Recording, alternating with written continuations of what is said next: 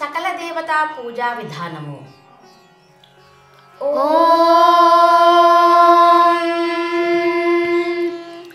अपवित्रः पवित्रो वा सर्वावस्थाङ्गतोऽपि वा यस्मरेत् पुण्डरीकाक्षं स बाह्याभ्यन्तरः शुचिः.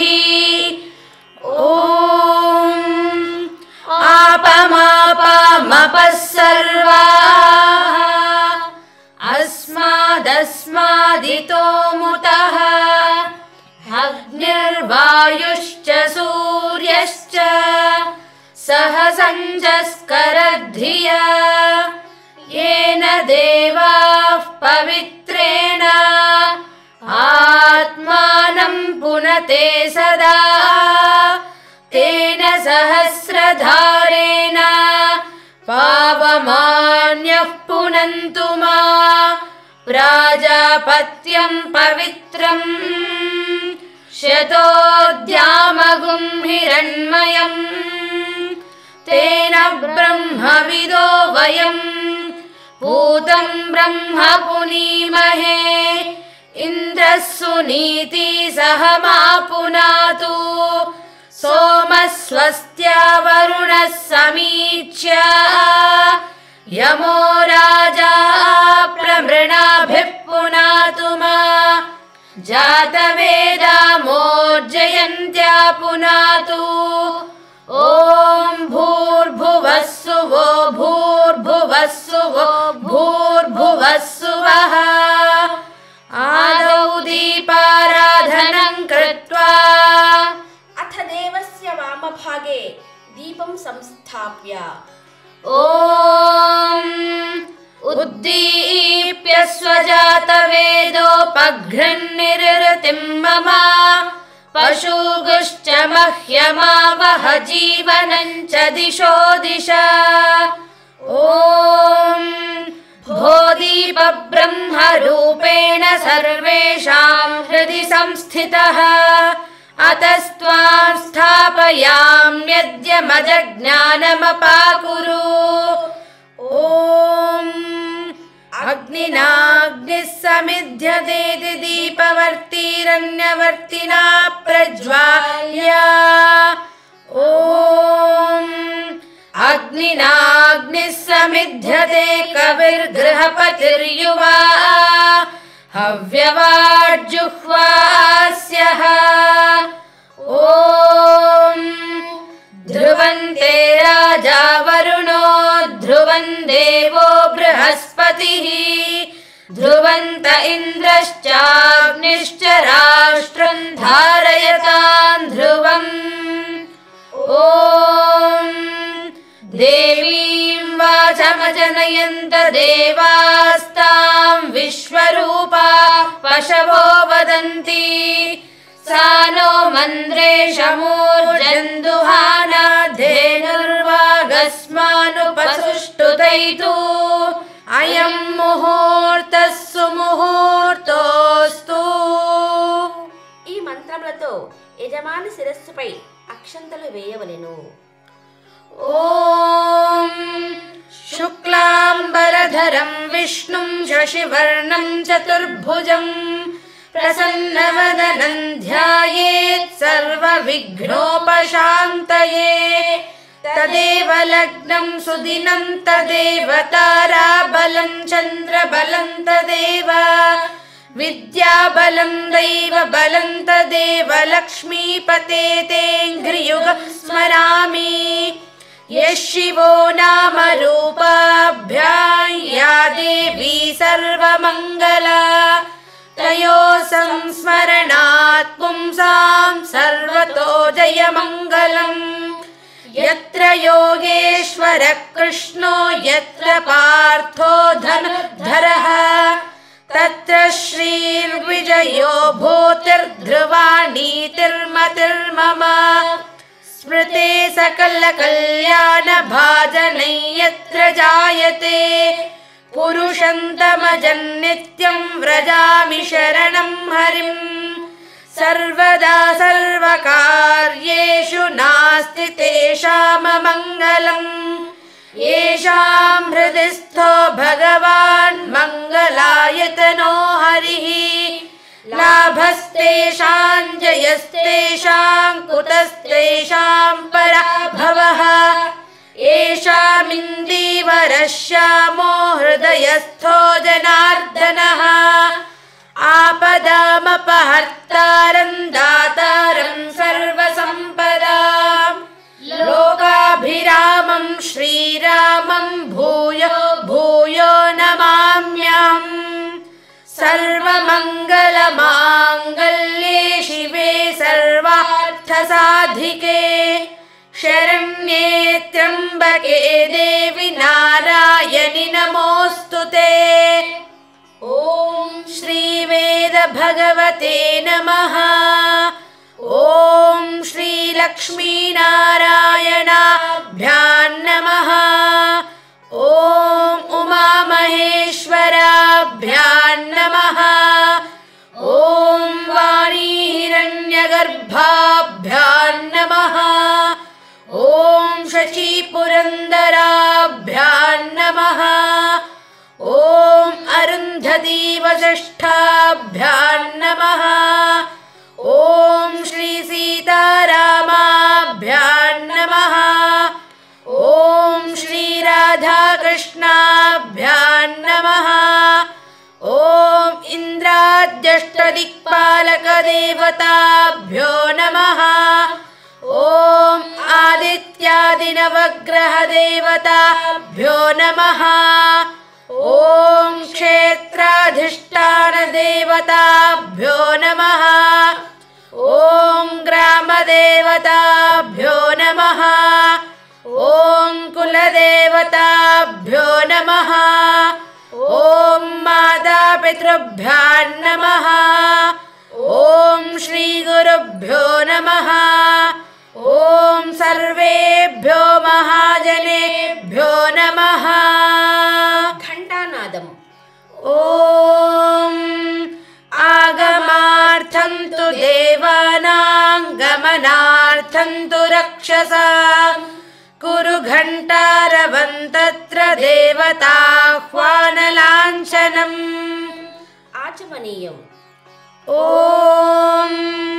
केशवाय स्वाहा। ॐ नारायणाय स्वाहा। ॐ माधवाय स्वाहा। ॐ गोविन्दाय नमः। ॐ विष्णवे नमः। ॐ मधुसूदनाय नमः। ॐ त्रिविक्रमाय नमः। ॐ वामनाय नमः। ॐ श्रीधराय नमः। ॐ हृषीकेशाय नमः। ॐ पद्मनाभाय नमः। ॐ दामोदराय नमः। ॐ सङ्कर्षणाय नमः। ॐ वासुदेवाय नमः। ॐ प्रद्युम्नाय नमः। ॐ अनिरुद्धाय नमः। ॐ पुरुषोत्तमाय नमः। ॐ अधोक्षजाय नमः। ॐ नारसिंहाय नमः। ॐ अच्युताय नमः। ॐ जनार्दनाय नमः। ॐ उपेन्द्राय नमः। ॐ हरये नमः। ॐ श्रीकृष्णाय नमः। ॐ ऋग्वेदाय नमः। ॐ यजुर्वेदाय नमः। ॐ सामवेदाय नमः।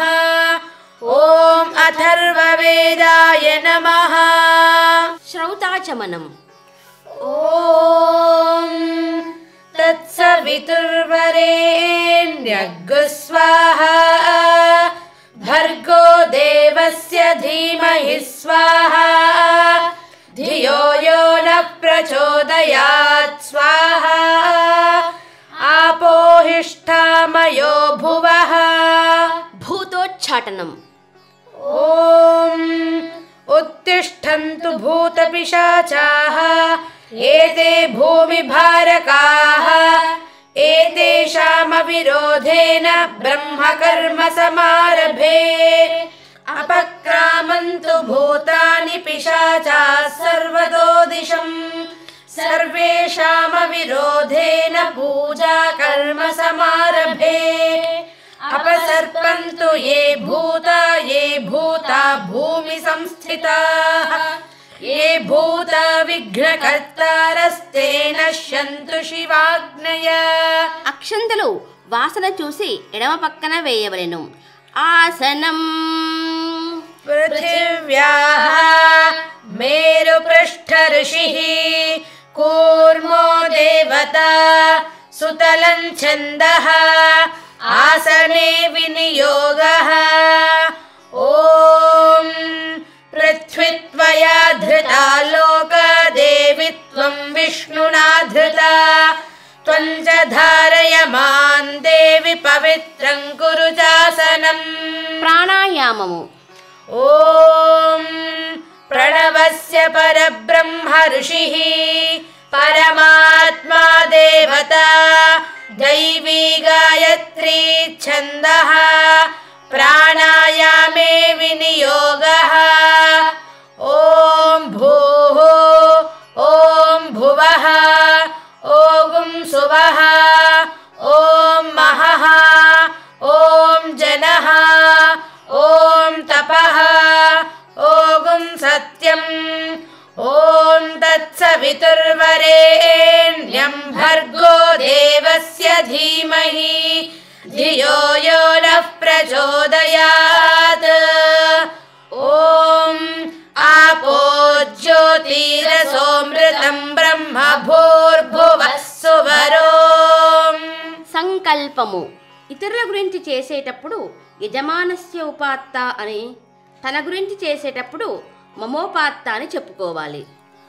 ఓం మమోపాత్త సమస్త దురిత క్షయ ద్వారా శ్రీ పరమేశ్వర ప్రీత్యర్థం శివ శంభోరాజ్ఞయా ప్రవర్తమానస్య అద్య బ్రహ్మణః ద్వితీయ పరార్ధే శ్వేతవరాహ కల్పే వైవస్వత మన్వంతరే కలియుగే ప్రథమ పాదే జంబూద్వీపే భరతవర్షే భరతఖండే మేరోర్ దక్షిణ దిగ్భాగే. శ్రీశైలానికి ఏ దిక్కులో ఉంటే ఆ దిక్కు యొక్క పేరు చెప్పుకోవాలి. శ్రీశైలస్య వాయవ్య దిగ్భాగే. ఏ నదీ తీరంలో ఉంటే ఆ నదీ తీరం యొక్క పేరు చెప్పుకోవాలి. శ్రీకృష్ణ గోదావర్యోర్ మధ్యప్రదేశే. ఇంట్లో చేసుకుంటే స్వగృహే అని, లేకపోతే ఏ మండపాలలో చేస్తే, మందిరాలలో చేస్తే ఆ మండపాల యొక్క పేర్లు, ఆ మందిరం యొక్క పేరు చెప్పుకోవాలి.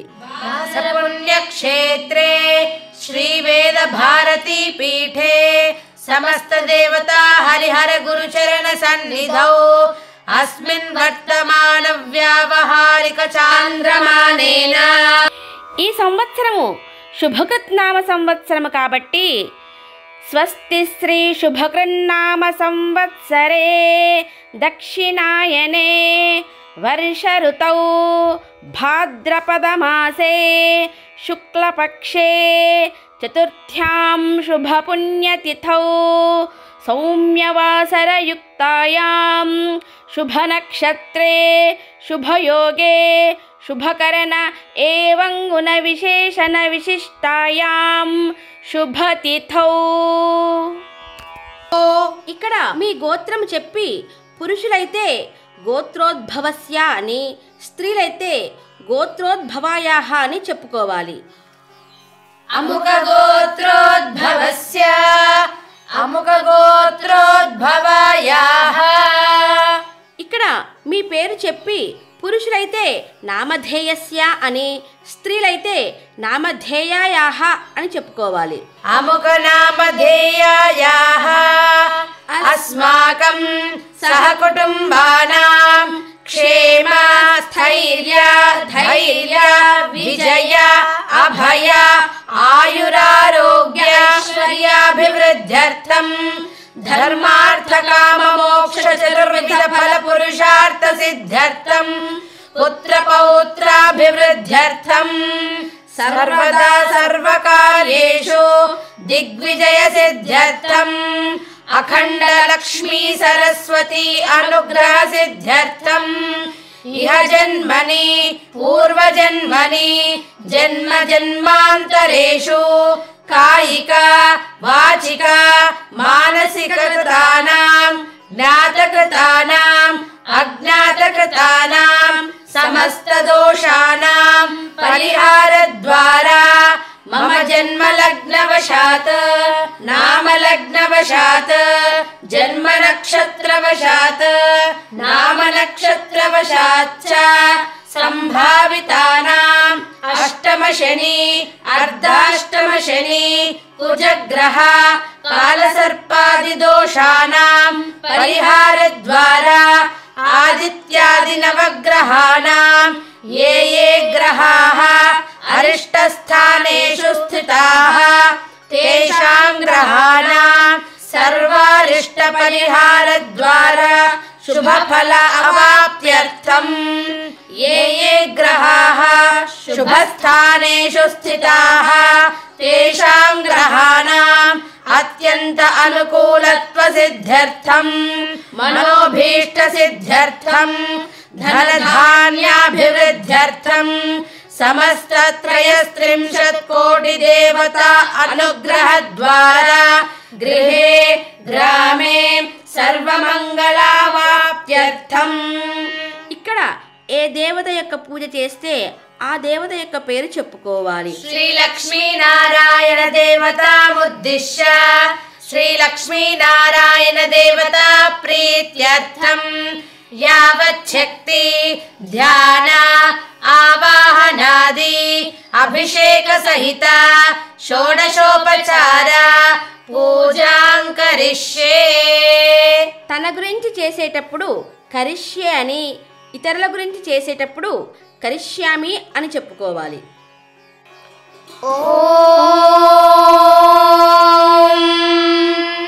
కలశ పూజ. కలశమును పసుపు కుంకుమ గంధములతో అలంకరించి జలము పోసి తమలపాకు నుంచి అక్షంతలు వేసి కింది మంత్రములను చెప్పవలెను. कलशस्य मुखे विष्णुः कंठे रुद्रः समाश्रिताः मूले तत्र स्थितो ब्रह्मा मध्ये मातृगणाः स्मृताः कुक्षौ तु सागराः सर्वे सप्तद्वीपा वसुन्धरा ऋग्वेदोऽथ यजुर्वेदः सामवेदो व्यथर्वणः अंगैश्च सहिताः सर्वे कलशाम्बु समाश्रिताः आयान्तु देव पूजार्थं दुरितक्षयकारकाः. ॐ आकलशेषु धावति पवित्रे परिशिच्यते उक्थैर्यज्ञेषु वर्धते आपो वा इदगुं सर्वं विश्वा भूतान्यापः प्राणाव आपः पशव आपो नमापो मृतमापः सम्राडापो विराडापः स्वराडापश्चन्दागुष्यापो ज्योतिगुष्यापो यजुगुष्यापः सत्यमापः सर्वा देवता आपो भूर्भुवः सुवराप. ॐ गंगे च यमुने कृष्णे गोदावरि सरस्वती नर्मदे सिन्धु कावेरि जलेऽस्मिन् सन्निधिं कुरु. कलशोदकेन पूजा द्रव्याणि सम्प्रोक्ष्य देवम् आत्मानं च सम्प्रोक्ष्य. కలశములోని జలమును తమలపాకుతో కానీ పుష్పంతో కానీ పూజా ద్రవ్యాలపైన దేవునిపైన తమ శిరస్సులపైన చల్లుకోవలెను. आदौ निर्विघ्नपरिसमाप्त्यर्थम् श्रीमहागणाधिपति पूजां करिष्ये। गणपति पूजा। ॐ गणानां त्वा गणपतिगुं हवामहे कविं कवीनामुपमश्रवस्तमम् ज्येष्ठराजं ब्रह्मणां ब्रह्मणस्पत आनः शृण्वन्नोतिभिः सीदसादनम् ध्यायेत् गजाननं देवं तप्तकाञ्चनसन्निभम् चतुर्भुजं महाकायं सर्वाभरणभूषितम्। ॐ श्रीमहागणाधिपतये नमः। ध्यायामि। ॐ अत्रागच्छ जगद्वन्द्यसुरराजार्चितेश्वर अनाथनाथ सर्वज्ञ गौरी गर्भसमुद्भव। ॐ श्रीमहागणाधिपतये नमः। आवाहयामि आवाहनं समर्पयामि मौक्तिकैः पुष्यरागैश्च नानारत्नैर्विराजितम् रत्नसिंहासनं चारु प्रीत्यर्थं प्रतिगृह्यताम्। ॐ श्रीमहागणाधिपतये नमः। नवरत्नखचितहेमसिंहासनं समर्पयामि गौरीपुत्र नमस्तेऽस्तु शङ्करप्रियनन्दन। गृहाणार्घ्यं मया दत्तं गन्धपुष्पाक्षतैर्युतम्। ॐ श्रीमहागणाधिपतये नमः। हस्तयोः अर्घ्यमर्घ्यं समर्पयामि गजवक्त्र नमस्तेऽस्तु सर्वाभीष्टप्रदायक। भक्त्या पाद्यं मया दत्तं गृहाणद्विरदानन। ॐ श्रीमहागणाधिपतये नमः। पादयोः पाद्यं पाद्यं समर्पयामि अनाथनाथ सर्वज्ञ गीर्वाणवरपूजित। गृहाणाचमनं देव तुभ्यं दत्तं मया प्रभो। ॐ श्रीमहागणाधिपतये नमः। मुखे आचमनीयं समर्पयामि दधिक्षीरसमायुक्तं थामद्वाज्येन समन्वितं मधुपर्कं गृहाणेदं गजवक्त्रं नमोऽस्तु ते। ॐ श्रीमहागणाधिपतये नमः। मुखे मधुपर्कं समर्पयामि। ॐ आपोहिष्ठामयो भुवः तान ऊर्जे दधातना महेरणाय चक्षसे। यो वः शिवतमो रसः तस्य भाजयते हनः। उशतीरिव मातरः तस्मा अरङ्गमामवः। यस्य क्षयाय जिन्वथ आपो जनयथा च नः। ॐ श्रीमहागणाधिपतये नमः। शुद्धोदकस्नानं समर्पयामि। स्नानानन्तरं शुद्धाचमनीयं समर्पयामि। ॐ अभिवस्त्रा सुवसनान्यर्षाभिधेनोः सुदुघाः पूयमानाः। अभिचन्द्राभर्तवे नो हिरण्याभ्यश्वान् रथिनो देव सोमा। ॐ श्रीमहागणाधिपतये नमः। वस्त्रयुग्मं समर्पयामि। यज्ञोपवीतं परमं पवित्रं प्रजापते यत्सहजं पुरस्तात्। आयुष्यमग्र्यं प्रतिमुञ्च शुभ्रं यज्ञोपवीत बलमस्तु तेजः।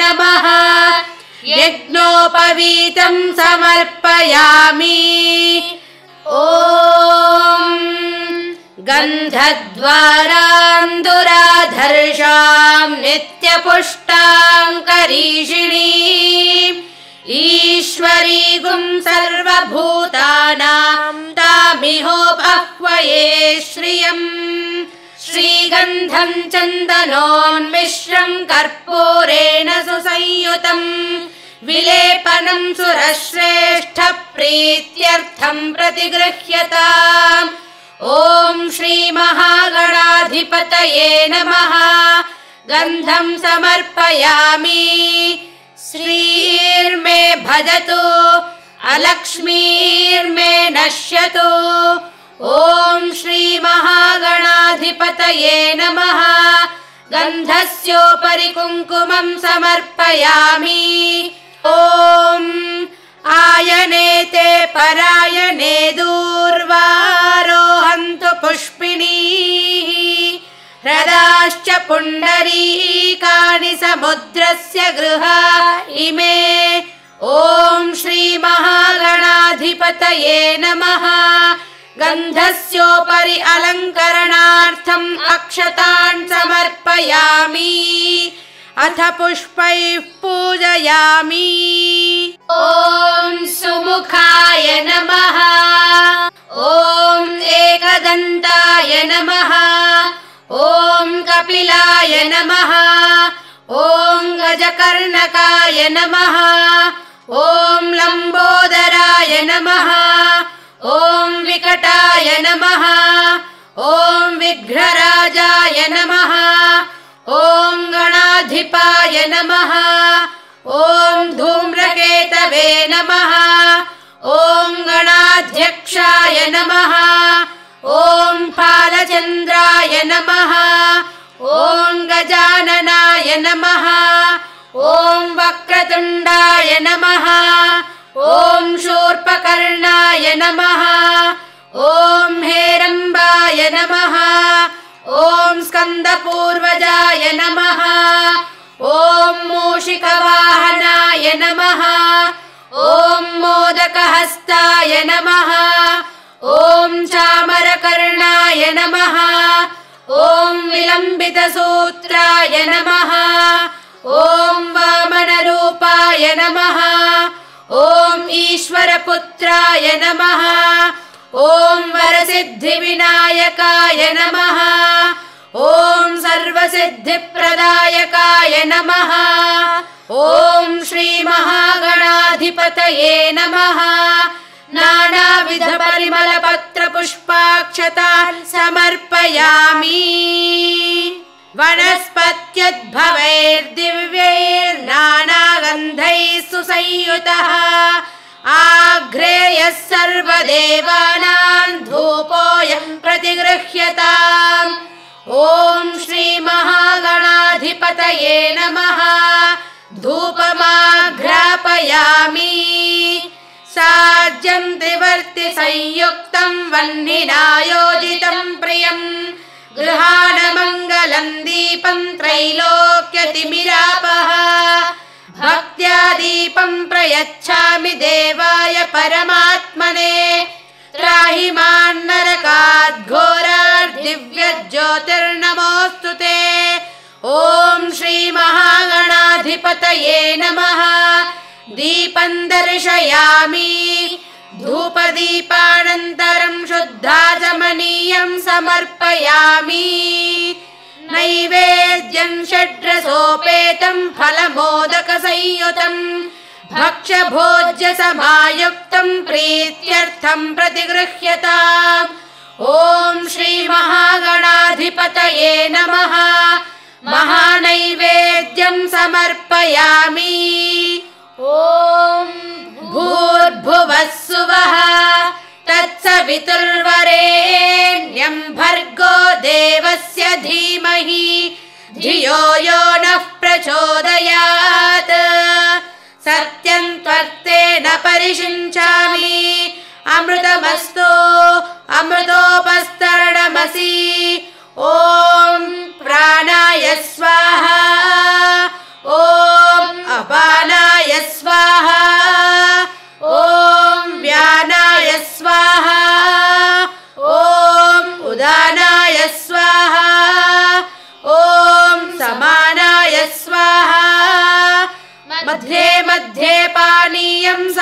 समर्पयामि अमृतापिधानमसि उत्तरापोषणं समर्पयामि हस्तौ प्रक्षालयामि पादौ प्रक्षालयामि शुद्धाचमनीयं समर्पयामि पूगीफलैः सकर्पूरैर्नागवल्लीदलैर्युतं मुक्ताचूर्णसमायुक्तं ताम्बूल प्रतिगृह्यताम् ॐ श्रीमहागणाधिपतये नमः ताम्बूलं समर्पयामि घृतवर्तिसहस्रश्च कर्पूरशकलैस्तथा नीराजनं मया दत्तं गृहाण वरदो भव ॐ श्रीमहागणाधिपतये नमः नीराजनं समर्पयामि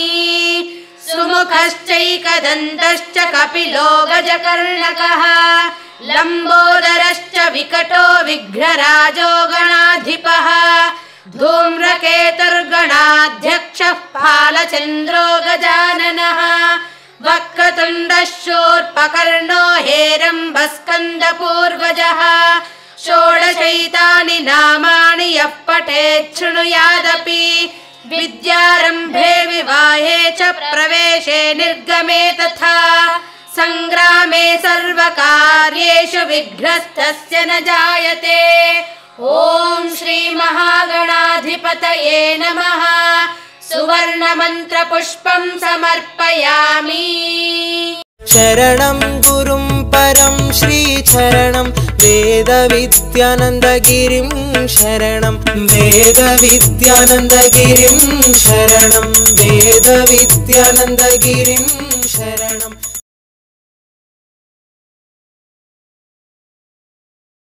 శ్రీవేదం విఘ్నేశ్వరుని కథా ప్రారంభము. సూత మహాముని శౌనకాది మహామునులకు విఘ్నేశ్వరుని యొక్క ఉత్పత్తియును చంద్రదర్శన దోష నివారణను చెప్పనారంభించెను. పూర్వకాలమందు గజాసురుడు అను ఒక రాక్షసుడు శివుని గూర్చి గొప్ప తపస్సు చేశాడు. అతని తప ప్రభావంతో పరమశివుడు ప్రత్యక్షమై వరాన్ని కోరుకోమన్నాడు. అప్పుడు గజాసురుడు పరమేశ్వరుని స్తుతించి నీవు ఎల్లప్పుడూ నా ఉదరంలో నివసించాలి అని కోరుకున్నాడు. శివుడు అతని కోరిక తీర్చేందుకు గజాసురుని ఉదరంలో ప్రవేశించాడు. అప్పుడు కైలాసంలో ఉన్న నంది, భృంగి, వీరభద్రాదులు ప్రమదగణాలకు ఈశ్వర దర్శనము లభించకపోవడంతో ఈశ్వరుడి భార్య అయిన పార్వతీదేవి వద్దకు వెళ్ళారు. దీంతో పార్వతీదేవి భర్త జాడ తెలియక చింతించింది. కొంతసేపటి తరువాత పార్వతీదేవి ప్రమదగణాలతో కలిసి విష్ణుమూర్తి వద్దకు వచ్చింది. అప్పుడు విష్ణుమూర్తి పార్వతీదేవి బాధను నివారించడానికి శివుని వెతుకుతూ చివరకు శివుడి గజాసురుని గర్భంలో ఉన్నట్లు తెలుసుకొని గజాసురుడి గర్భం నుంచి పరమేశ్వరుణ్ణి బయటకు రప్పించడానికి ఒక ఉపాయాన్ని ఆలోచించాడు. శివుని వాహనమైన నందిని అలంకరించి బ్రహ్మ తదితర దేవతలతో కలిసి రకరకాల వేషాలతో గజాసురుని పురానికి వెళ్ళారు. అప్పుడు ఆ పట్టణంలో నంది చేత నాట్యం చేయిస్తుండగా గజాసురుడు వారిని తన వద్దకు పిలిపించాడు. అక్కడ వారు పలు విధాలుగా నంది చేత నాట్యం చేయించగా గజాసురుడు ఆ నాట్యాన్ని చూసి గొప్ప ఆనందాన్ని, ఆశ్చర్యాన్ని పొందాడు. బ్రహ్మ, విష్ణువులు మారువేషాల్లో ఉన్నట్లు గుర్తించలేక వారితో మీకేం వరం కావాలో కోరుకోమన్నాడు. అప్పుడు విష్ణుమూర్తి ఈ నంది ఈశ్వరుని వాహనమని తెలిపి అతని గర్భంలో ఉన్న మహేశ్వరుణ్ణి తమకు అప్పగించాలని కోరారు. అప్పుడు గజాసుడికి ఆ నందితో ఉన్న వారంతా బ్రహ్మ, విష్ణు తదితర దేవతలను తెలుసుకున్నాడు. దీంతో ఇక తనకు చావు తప్పదని నిర్ధారించుకున్నాడు. అందుకే తన ముఖానికి శాశ్వతత్వాన్ని ప్రసాదించమని దేవతలను కోరాడు. అప్పుడు దేవతలు గజాసురుని సంహరించడానికి నందిని ప్రేరేపించారు. అప్పుడు నంది తన కొమ్ములతో గజాసురుని వక్షస్థలాన్ని చీల్చి అతన్ని సంహరించింది. అప్పుడు ఈశ్వరుడు గజాసురుని నుంచి బయటకొచ్చారు. ఆ తర్వాత విష్ణుమూర్తి వైకుంఠానికి, బ్రహ్మ సత్యలోకానికి, మిగిలిన దేవతలు వారి వారి స్థానాలకు వెళ్ళిపోయారు. ఈశ్వరుడు గజాసురుని శిరస్సును చేతిలో పట్టుకొని కైలాసానికి బయలుదేరారు. కైలాసంలో ఉన్న పార్వతీదేవి తన భర్త అయిన ఈశ్వరుడు గజాసురుడి నుంచి బయటపడి కైలాసానికి వస్తున్నట్లుగా తెలుసుకుంది. ఎంతగానో సంతోషించింది. అభ్యంగన స్నానం చేయడానికి వెళుతూ నలుగుపిండితో ఒక బాలుడు బొమ్మను తయారు చేసి ప్రాణం పోసి వాకిలి వద్ద కాపలా ఉంచి స్నానానికి వెళ్ళింది. ఆ సమయంలో గజాసురుని ముఖాన్ని చేత్తో పట్టుకుని శివుడు కైలాసానికి వచ్చాడు. వాకిలి వద్ద కాపలాగా ఉన్న బాలుడు శివుని అడ్డగించాడు. తీవ్రమైన కోపంతో శివుడు ఆ బాలుడిని సంహరించి లోపలికి వెళ్ళాడు. ఆ తర్వాత పార్వతీదేవి తలంటు స్నానము చేసి సర్వాభరణ భూషితురాలై భర్త అయిన ఈశ్వరుడి వద్దకు వచ్చి సంతోషంతో మాట్లాడింది. వారి మాటల సమయంలో శివుడు వాకిట్లో తనను అడ్డగించిన బాలుని తాను సంహరించినట్లు చెప్పాడు. బాలుడు మరణవార్త విని పార్వతీదేవి దుఃఖిస్తుండగా ఈశ్వరుడు పార్వతిని ఓదార్చి తాను తెచ్చిన గజాసురుని ముఖాన్ని బాలుడు మొండానికి అతికించి ప్రాణం పోశాడు. పార్వతి ఎంతగానో సంతోషించింది. ఆది దంపతులైన పార్వతీ పరమేశ్వరులు ఆ బాలుడిని కుమారుడిగా స్వీకరించి అతనికి ఎలుకను వాహనంగా ఇచ్చి సుఖంగా సంచరించమని దీవించారు. కొంతకాలానికి వారికి కుమారస్వామి జన్మించాడు. కుమారస్వామి దేవతలకు సేనానాయకుడై విరాజిల్లాడు.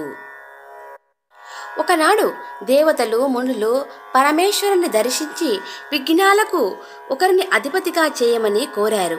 గజాననుడు మరుగుజ్జువాడు, అసమర్థుడు కనుక ఆ ఆధిపత్యాన్ని తనకు ఇవ్వమని కుమారస్వామి తండ్రిని వేడుకున్నాడు. అప్పుడు శివుడు, మీ ఇద్దరిలో ఎవరు ముల్లోకాల్లోని పుణ్య నదులలో స్నానం చేసి ముందుగా నా వద్దకు వస్తారో వారికి ఆధిపత్యాన్ని ఇస్తానని చెప్పాడు. కుమారస్వామి వెంటనే తన వాహనమైన నెమలి నెక్కి అతివేగంగా సంచరిస్తున్నాడు. అప్పుడు గజాననుడు ఖిన్నుడై తండ్రి వద్దకు వచ్చి నమస్కరించి, ఓ తండ్రి, నా అసమర్థత తెలిసి కూడా ఇలాంటి అసాధ్యమైన పరీక్షను పెట్టారు కాబట్టి దానికి తగిన ఉపాయాన్ని కూడా మీరే చెప్పండి అని ప్రార్థించారు. అప్పుడు పరమేశ్వరుడు గజాననుని ఆశీర్వదిస్తూ తల్లిదండ్రులకు ప్రదక్షిణ చేసిన వాడు భూమండలానికి ప్రదక్షిణ చేసినంత ఫలితాన్ని పొందుతాడని అలా చేయమని సూచించాడు. 3,50,00,000 నదులలో స్నానం చేసి వస్తున్న కుమారస్వామికి ప్రతి చోట తనకంటే ముందుగా స్నానం చేసి వెళ్తున్న గజాననుడు కనిపించాడు. కుమారస్వామి తన ఓటమిని అంగీకరించి తండ్రి వద్దకు వచ్చి అన్నగారికే విఘ్న ఆధిపత్యాన్ని ఇవ్వాలని కోరాడు. అప్పుడు పరమేశ్వరుడు గజాననుడికి విఘ్ననాయకుడిగా ఆధిపత్యాన్ని ఇచ్చాడు. ఆనాడు భాద్రపద శుద్ధ చవితి. ఆనాడు వినాయకుడికి కుడుములు ఉండ్రాళ్ళు ఇచ్చి పూజించిన జనాలకు అన్ని విఘ్నాలు తొలగిపోతాయని శివుడు వరమిచ్చాడు. భక్తులిచ్చిన కుడుములు ఉండ్రాళ్ళు తిని కైలాసానికి వచ్చిన తల్లిదండ్రులకు సాష్టాంగ నమస్కారం చేస్తూ శ్రమపడుతున్న విఘ్నేశ్వరుణ్ణి చూసి చంద్రుడు వికటంగా నవ్వాడు. చంద్రుని దృష్టి తగిలి వినాయకుని ఉదరము పగిలింది.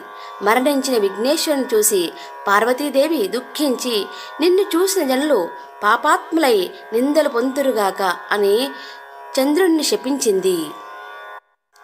ఋషి పత్నులకు నీలాపనింద కలుగుట. పార్వతీదేవి చంద్రుని శపించిన సమయంలో సప్తర్షులు భార్యలతో కలిసి యజ్ఞం చేస్తూ అగ్నిదేవునికి ప్రదక్షిణం చేస్తున్నారు. అగ్నిదేవుడు ఋషిపత్నుల మీద మోహం పొంది శాప భయంతో క్షీణింపసాగాడు. అగ్నిదేవుని భార్య అయిన స్వాహాదేవి తానే ఋషిపత్నుల రూపాలను పొంది అగ్నిదేవుడిని చేరింది. ఋషులు అగ్నిదేవునితో ఉన్నది తమ భార్యలేనని భ్రాంతి చెంది వారిని విడిచిపెట్టారు. పార్వతీదేవి శాపం వల్ల ఋషిపత్నులు చంద్రుని చూడడం వల్ల అపనిందను పొందారని దేవతలు తెలుసుకుని బ్రహ్మదేవునితో కలిసి కైలాసానికి వెళ్ళారు. బ్రహ్మదేవుడు మరణించి పడి ఉన్న విఘ్నేశ్వరుని తిరిగి బతికించారు. తర్వాత పార్వతీదేవితో, అమ్మా, నీవు చంద్రునికిచ్చిన శాపం వల్ల ఆపద కలిగినది కాబట్టి దాన్ని ఉపసంహరించుకోమని కోరాడు. అప్పుడు పార్వతీదేవి తిరిగి బతికిన తన కుమారుణ్ణి ప్రేమతో దగ్గరకు తీసుకుని ఏ రోజున విఘ్నేశ్వరుడిని చూసి చంద్రుడు నవ్వాడో ఆ రోజు చంద్రుని చూడకూడదని శాపాన్ని సవరించింది. అప్పటి నుంచి అందరూ భాద్రపద శుద్ధ చవితి నాడు చంద్రుని చూడకుండా జాగ్రత్తతో ఉండి సుఖంగా ఉన్నారు. ఈ విధంగా కొంతకాలం గడిచింది. శమంతకోపాఖ్యానము. ద్వాపర యుగంలో ద్వారకా నివాసి అయిన శ్రీకృష్ణుడిని నారదుడు దర్శించి ప్రియ సంభాషణలు జరుపుతూ, స్వామి, ఈరోజు వినాయక చవితి కావున పార్వతీదేవి శాపం కారణంగా చంద్రుడిని చూడకూడదు, కనుక నేనే వెళ్తాను అని కృష్ణుడికి చెప్పి నారదుడు స్వర్గలోకానికి వెళ్ళాడు. అప్పుడు శ్రీకృష్ణుడు ఈరోజు రాత్రి చంద్రుడిని ఎవరూ చూడకూడదని పట్టణంలో చాటింపు వేయించాడు. ఆనాటి రాత్రి శ్రీకృష్ణుడు క్షీరప్రియుడు కావడం చేత ఆకాశం వంక చూడకుండానే ఆవు పాలను పితుకుతూ పాత్రలోని పాలలో చవితి చంద్రుని ప్రతిబింబాన్ని చూశాడు. దీంతో నాకెలాంటి అపనింద రానున్నదోనని చింతించాడు. కొన్నాళ్లకు సత్రాజిత్తు సూర్యుడి వరం చేత శమంతకమణిని సంపాదించి ద్వారకకు శ్రీకృష్ణుని చూడడానికి వెళ్ళాడు. శ్రీకృష్ణుడు సత్రాజిత్తుకు తగిన మర్యాద చేసి ఆ మణిని తనకి ఇవ్వమని అడిగాడు. అప్పుడు సత్రాజిత్తు ఇది రోజుకి 8 బారుల బంగారాన్ని ఇస్తోందని, అలాంటి దీన్ని ఏ మందమతి కూడా మరొకరికి ఇవ్వడని పలికి కృష్ణుడి కోరికను తిరస్కరించాడు. తర్వాత ఒకరోజు సత్రాజిత్తు యొక్క తమ్ముడు ప్రసేనుడు ఆ శమంతకమణిని మెడలో ధరించి వేటాడేందుకు అడవికి వెళ్ళాడు. అప్పుడు ఒక సింహము ఆ మణిని చూసి మాంసఖండమని భ్రమించి వారిని చంపి ఆ మణిని తీసుకొని పోతుండగా ఒక ఎలుగుబంటి అంటే జాంబవంతుడు ఆ సింహాన్ని చంపి ఆ శమంతకమణిని తన కొండ గుహలో ఉన్న తన కుమార్తె అయిన జాంబవతికి ఆట వస్తువుగా ఇచ్చాడు. మరునాడు సత్రాజిత్తు తమ్ముడు మరణవార్తని విని శ్రీకృష్ణుడు మణిని ఇవ్వలేదని, తన సోదరుణ్ణి చంపి రత్నాన్ని అపహరించాడని నిందించాడు. శ్రీకృష్ణుడు అది విని ఆ రోజు భాద్రపద శుద్ధ చవితి నాడు చంద్రబింబాన్ని చూసిన దోషం వల్ల తన మీద నింద పడిందని గ్రహించాడు. శమంతకమణిని వెతుకుతూ అడవికి వెళ్ళగా ఒకచోట ప్రసేనుని మృత శరీరాన్ని చూశాడు. అక్కడ సింహపు అడుగుజాడలు ఆయనకు కనిపించాయి. ప్రసేనుడు సింహం వల్ల మరణించాడని శ్రీకృష్ణుడు గ్రహించాడు. ఆ తర్వాత భల్లూక చరణ విన్యాసం కనిపించింది. దాన్ని అనుసరించి వెళ్ళి ఒక పర్వత గుహలోకి శ్రీకృష్ణుడు ప్రవేశించాడు. అందులో ఉన్న ఉయ్యాలకు కట్టిన మణిని చూసి దాన్ని తీసుకుని బయటకు రాసాగాడు. అక్కడున్న బాలిక ఏడవసాగింది. అంతా దానిని చూసి ఎవరో వచ్చారని కేక పెట్టింది. అప్పుడు జాంబవంతుడు మిక్కిలి కోపంతో శ్రీకృష్ణుడిపై పడి అరుస్తూ అతనితో యుద్ధానికి దిగాడు. వారిద్దరి మధ్య 28 రోజులు యుద్ధం జరిగింది. జాంబవంతుడి శక్తి క్షీణించింది. తనతో ద్వంద్వయుద్ధము చేసిన వాడు త్రేతాయుగంలో రావణాసురుని చంపిన శ్రీరామచంద్రునిగా తెలుసుకున్నాడు. ఆ శ్రీరాముడే ఈ శ్రీకృష్ణుడిగా గ్రహించాడు. తాను త్రేతాయుగంలో శ్రీరాముని కోరిన కోరికను శ్రీకృష్ణుడు తనతో యుద్ధం చేసి తీర్చుకున్నాడని గ్రహించాడు. శ్రీకృష్ణుడికి నమస్కరించి శమంతకమణితో పాటు తన కుమార్తె అయిన జాంబవతిని కూడా ఆయనకు సమర్పించాడు. శ్రీకృష్ణుడు శమంతకమణిని సత్రాజిత్తులకు ఇచ్చాడు. సత్రాజిత్తు జరిగిన యథార్థాన్ని తెలుసుకొని తన తప్పు మన్నించమని శ్రీకృష్ణుని ప్రార్థించి తన కుమార్తె అయిన సత్యభామను కూడా శ్రీకృష్ణుడికి ఇచ్చి వైభవంగా వివాహం చేసి శమంతకమణిని కూడా శ్రీకృష్ణుడికి సమర్పించాడు. ఆ సమయంలో అక్కడికి వచ్చిన మునులు శ్రీకృష్ణుడిని ఎంతగానో ప్రార్థించి మీరు సమర్థుడు కనుక మీపై పడిన నిందను పోగొట్టుకోగలిగారు, మా వంటి వారికి ఏది గతి అని ప్రార్థింపగా శ్రీకృష్ణుడు దయామయుడై భాద్రపద శుద్ధ చవితి నాడు యథావిధిగా వినాయకుని పూజించి ఈ శమంతకోపాఖ్యానాన్ని విని అక్షంతలు తలపై ధరించిన వారికి ఆనాడు ప్రమాదవశాత్తు చంద్రదర్శనం అయినా కూడా అపనిందలు కలగవని పలికాడు. ఆనాటి నుండి ప్రతి సంవత్సరము భాద్రపద శుద్ధ చవితి నాడు దేవతలు, మహర్షులు, మానవులు తమ తమ శక్తికి తగినట్లుగా గణపతిని పూజించి తాము కోరిన కోరికలు తీర్చుకున్నారు. మీ శక్తికి తగినట్లుగా పూజించి స్తోత్రించి ఈ శమంతకోపాఖ్యానాన్ని విని తరించండి. జై శ్రీవేదం. ధూపం. ఇప్పుడు మీరు అగరబత్తులు వెలిగించి ఆ మహాగణపతికి చూయించండి. ఓం ధూరసి ధూర్వధూర్వంతం ధూర్వతయ్యోస్మాన్ ధూర్వతి తం ధూర్వయం వయం ధూర్వామః. ఓం శ్రీ మహాగణాధిపతయే నమః. ధూపమాఘ్రాపయామి. ఇప్పుడు దీపం వెలిగించి చూపించండి. ఓం సాజ్యం త్రివర్తి సంయుక్తం వహ్నినా యోజితం ప్రియం గృహాణ మంగళం దీపం త్రైలోక్యతిమిరావహ. ఓం శ్రీ మహాగణాధిపతయే నమః. దీపం దర్శయామి. ధూపదీపానంతరం శుద్ధాచమనీయం సమర్పయామి. ఇప్పుడు నైవేద్యం సమర్పించాలి. ఇప్పుడు గణపతికి బెల్లము, అరటి పండ్లు, ఇంకా తదితరమైనటువంటి పండ్లు, మీరు తయారు చేసిన ఉండ్రాళ్ళు, పాయసము, ఇంకా ఏమైనా ఉంటే ఆ మహాగణపతికి నైవేద్యంగా సమర్పించండి. ఓం భూర్భువస్సువః తత్సవితుర్వరేణ్యం భర్గో దేవస్య ధీమహి ధియో యో న ప్రచోదయాత్. సత్యం తర్తేన పరిషించామి. అమృతమస్తు అమృతాపస్తరణమసి. ఓం ప్రాణాయ స్వాహ. ఓం అపానాయ స్వాహ. ఓం వ్యానాయ స్వాహ. ఓం ఉదానాయ స్వాహ. ఓం సమానాయ స్వాహ. మధ్యే మధ్యే పానీయం సమర్పయామి. హస్తౌ ప్రక్షాళయామి. పాదౌ ప్రక్షాళయామి. శుద్ధాచమనీయం సమర్పయామి. ఇప్పుడు కలశంలోని జలమును పుష్పముతో తీసుకొని నైవేద్యం చుట్టూ తిప్పవలెను. ఓం తాంబూలం పూగీఫలైస్స కర్పూరైర్నాగవల్లీదళైర్యుతం ముక్తాచూర్ణ సమాయుక్తం తాంబూలం ప్రతిగృహ్యతాం. ఓం శ్రీ మహాగణాధిపతయే నమః. తాంబూలం సమర్పయామి. ఇప్పుడు వక్క, తమలపాకు, దక్షిణ ₹1 బిళ్ళ పెట్టి ఆ మహాగణపతికి సమర్పించండి. ఇప్పుడు ఆ మహాగణపతికి మంగళహారతిని చూపించండి. ఓం హిరణ్యపాత్రం మధో పూర్ణం దదాతి మధవ్యోసానీతి ఏకధా బ్రహ్మణ ఉపహరతి ఏకధైవ యజమాన ఆయుస్తేజో దదాతి. ఓం కర్పూర గౌరం కరుణావతారం సంసారసారం భుజగేంద్రహారం సదా వసంతం హృదయారవిందే భవం భవానీ సహితం నమామి. ఓం శ్రీ మహాగణాధిపతయే నమః. మంగళ నీరాజనం సమర్పయామి. నీరాజనాంతే శుద్ధం ఆచమనీయం సమర్పయామి.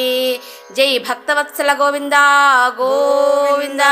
హర నమ పార్వతీపతయే. హర హర మహాదేవ్. యాని కాని చ పాపాని జన్మాంతరకృతాని చ తాని తాని ప్రణశ్యంతి ప్రదక్షిణ పదే పదే. పుణ్యోహం పుణ్యకర్మాహం పుణ్యాత్మా పుణ్యసంభవ. త్రాహి మాం కృపయా దేవ శరణాగత వత్సల. అన్యథా శరణం నాస్తి త్వమేవ శరణం మమ. తస్మాత్ కారుణ్య భావేన రక్ష రక్ష గణాధిప. ఓం శ్రీ మహాగణాధిపతయే నమః. ఆత్మ ప్రదక్షిణ నమస్కారాన్ సమర్పయామి. విఘ్నేశ్వరాయ వరదాయ గణేశ్వరాయ సర్వేశ్వరాయ శుభదాయ సురేశ్వరాయ విద్యాధరాయ వికటాయ చ వామనాయ భక్తి ప్రసన్న వరదాయ నమో నమోస్తు. యస్య స్మృత్యా చ నామోక్త్యా తపః పూజా క్రియాదిషు న్యూనం సంపూర్ణతాం యాతి సద్యో వందే గణాధిపం. మంత్రహీనం క్రియాహీనం భక్తిహీనం గణాధిప. యత్పూజితం మయా దేవ పరిపూర్ణం తదస్తు తే. అనయా ధ్యానావాహనాది షోడశోపచార పూజయా భగవాన్ సర్వాత్మకః శ్రీ మహాగణాధిపతి సుప్రీతః సుప్రసన్నో వరదో భవతు. ఉత్తరే శుభకర్మణ్య విఘ్నమస్తు. శ్రీ మహాగణాధిపతి ప్రసాదం శిరసా గృహ్ణామి. ఓం యజ్ఞేన యజ్ఞమయజంత దేవాః తాని ధర్మాణి ప్రథమాన్యాసన్. తే హనాకం మహిమానః సచంతే యత్ర పూర్వే సాధ్యాः సంతి దేవాః. ఓం శ్రీ మహాగణాధిపతిం యథాస్థానం ఉద్వాసయామి. वक्रतुण्ड महाकाय सूर्यकोटिसमप्रभा निर्विघ्नं कुरु मे देव सर्वकार्येषु सर्वदा शोभनार्थं पुनरागमनाय च ॐ तत्पुरुषाय विद्महे वक्रतुण्डाय धीमहि तन्नो दन्तिः प्रचोदयात् आवाहनं न जानामि विसर्जनं पूजां चैव न जानामि क्षम्यतां च गणाधिपा